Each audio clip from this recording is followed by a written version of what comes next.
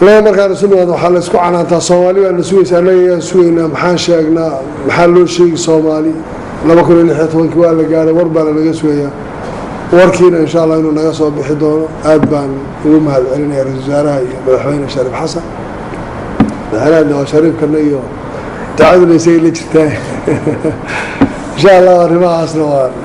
إن قبل بحالك كونه قالنا رجيني وياما وأتقرأ هذا حال دوك شيء وكل سنة شيء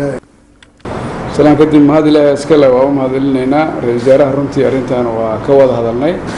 أنا مذهبين أحمد دتكو وهم وضع شندنا والبوانا وذدقين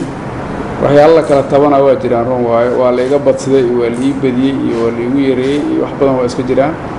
in arrimay ayaga si walaalnimo oo dadnimo iyo daacad iyo Soomaalinimo ku jirto loo wada hadlo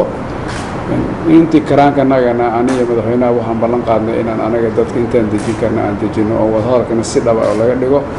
waxyaalo dadku ay kala tirsanayaan la soo afjaro hadii Ilaahay idmo